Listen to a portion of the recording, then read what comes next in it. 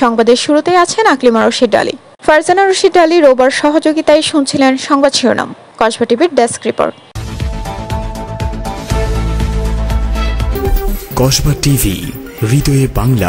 এখন বিস্তারিত জানাচ্ছেন আফরোজা রশিদ আলী। আমরা এখন কথা বলবো কসবা আখড়া ডিসি রোডের যে রাস্তাটি মেরামত এবং ব্রিজ নির্মাণের বিষয়ে উনি বেশ গোপীনাথপুর ইউনিয়নের একটা ব্রিজকে পরিদর্শন করেছেন। এই বিষয়ে আমরা একটু জানতে যাব।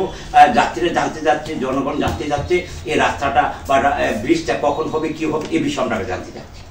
ধন্যবাদ আপনাকে। আপনারা নিশ্চয়ই জানেন যে কসবা আখাউড়া যে রাস্তাটি আছে এটি একটি জনগুরুত্বপূর্ণ রাস্তা, যেহেতু দুটি জেলার মানুষ এই রাস্তা দিয়ে চলাচল করে। তো সুতরাং আমি ঈদের আগে থেকে যে ঠিকাদার কাজটি পেয়েছে তাদের সঙ্গে যোগাযোগ করার চেষ্টা করেছি এবং তারই ধারাবাহিকতায় আজকে আমাদের যে গোপীনাথপুরে যে ব্রিজটি রয়েছে তো সেখানে কিন্তু আজকে আমরা ডাইভারশনটির কাজ সম্পন্ন করেছি। আশা করছি যে আগামীকাল থেকে আমাদের এই যে কাজ আজকেই শুরু হয়ে গেছে, আগামীকাল থেকে আমাদের কাজ পুরোদমে শুরু হবে।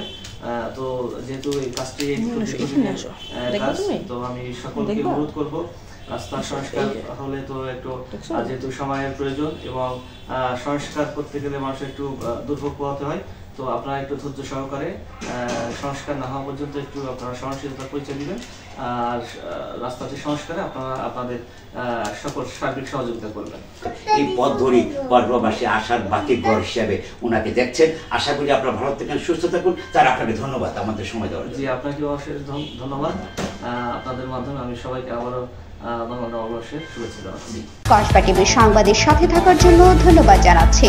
পরবর্তী সংবাদ পেতে আমাদের চ্যানেলটি সাবস্ক্রাইব করে রাখুন।